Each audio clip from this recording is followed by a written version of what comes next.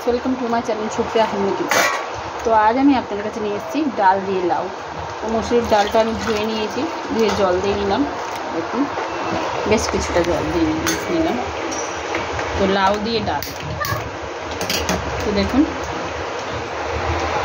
তার সাথে ডাঁটা পড়বে, উচ্ছে পড়বে।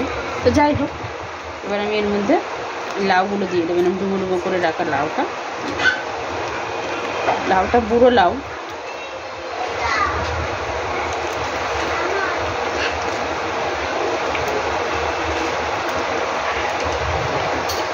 দেখুন বন্ধুরা, ডাঁটাগুলো দেবো, দিয়ে লাউ ডালটা ফুটলে আমি পরে ফিরছি আপনাদের কাছে।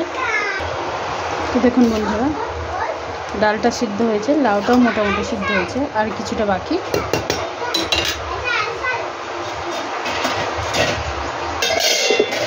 আমি এই সময় ডাঁটা কাটা দিয়ে দিলাম।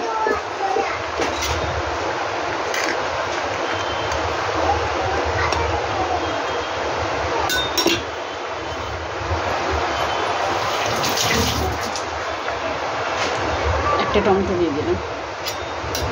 খুব ফুটলে ফিরছি। তো দেখুন বন্ধুরা, ডালটা সিদ্ধ হয়ে গেছে। পাশে একটা কড়াইতে আমি তেল দিয়ে দিলাম। দেখুন ডালটাকে ফোড়ন দেবো। তেলের মধ্যে আমি শুকনো লঙ্কা দিয়ে দিলাম আর 5 ফোড়ন দিয়ে দিলাম। এটা হোক ভালো করে,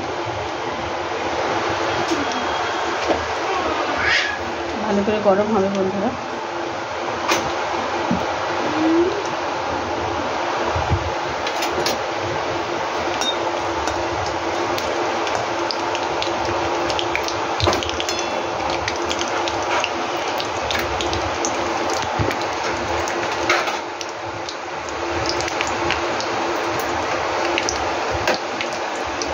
দেখুন 5 ফোড়নটা এরকম হয়ে উঠছে।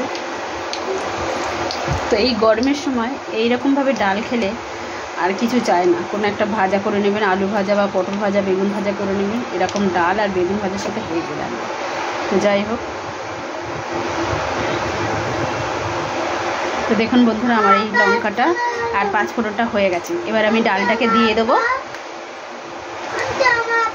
আসবে। তো দেখুন বন্ধুরা, এবার আমি ডালটাকে দিয়ে দিলাম।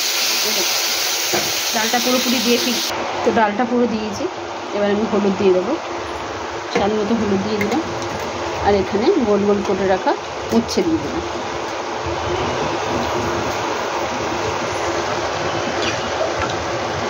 তো এটাকে এবার জল ঢেলে দেবো বন্ধুরা। জল দিলে আর কিছুটা ফুটিয়ে নেবো, ফুটিয়ে নিলে আমার রান্নাটা হয়ে যাবে। তো দেখুন জল ঢেলে দিলাম, ফুটলে পরে ফিরছি আপনাদের কাছে। তো বন্ধুরা, এবার নুনটা দিয়ে দিলাম, স্বাদ মতো নুন দিয়ে দিলাম।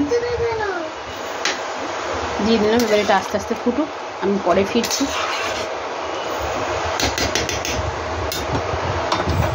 তো দেখুন, এই ধনেপাতাটা দেবো, তো আমি কেটে দিয়ে ফিরছি। তো বন্ধুরা দেখুন, ধনেপাতাটা কেটে দিয়েছি। আমি বলবো না আপনাদের কমেন্ট করতে।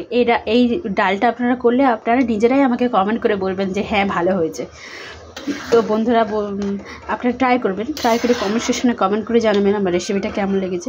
ভালো লাগলে লাইক কমেন্ট শেয়ার করবেন আর আমার চ্যানেলটা সাবস্ক্রাইব করে দেবেন। ভালো থাকবেন, সুস্থ থাকবেন। থ্যাংক ইউ ফর ওয়াচিং বন্ধুরা, বাই। এই আমার লাউ ডাঁটা উচ্ছে দিয়ে ডাল।